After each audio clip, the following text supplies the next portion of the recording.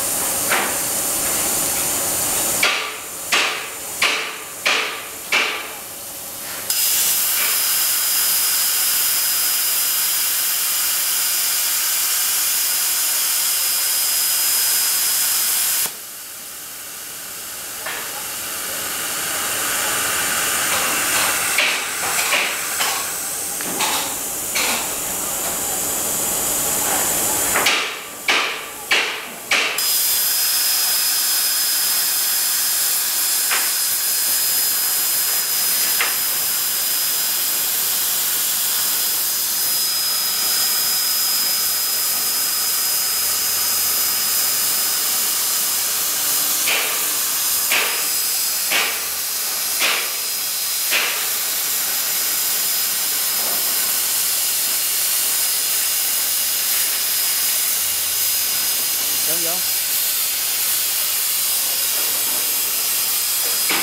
Vô.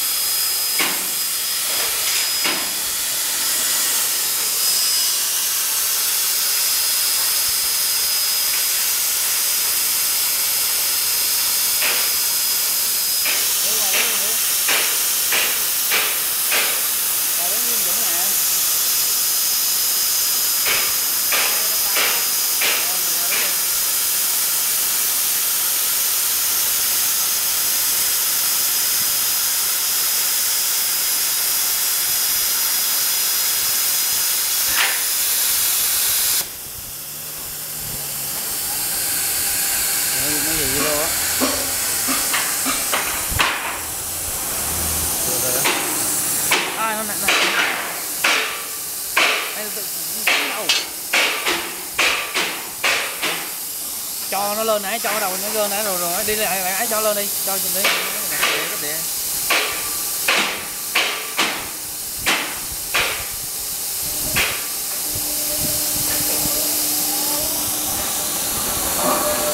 Tới đây Dũng.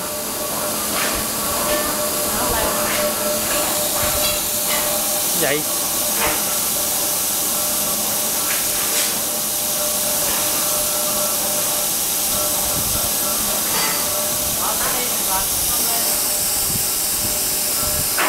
Cúp điện đây, cúp điện đây. Nó không có cái gì vậy vậy? Tôi cho nó lên, từ từ. Rồi, rồi lấy đi. Nhẹ thôi.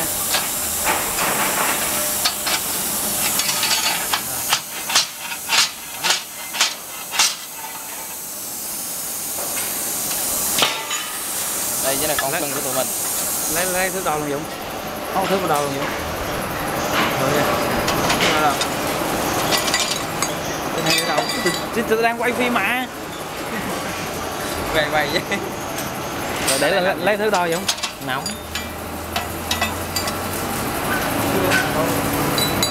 Thước này đã bỏ rồi đó. Đúng chưa, quay phim. Lên đi. Quay vô. Về cái này.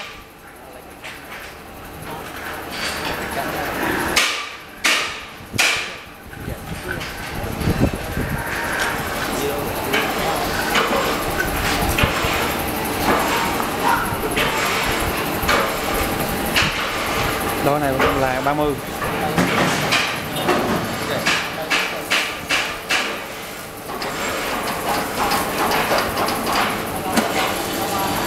Đúng không?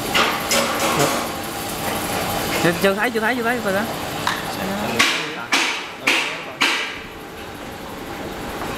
Rồi, ok. Cái này là 20 sao?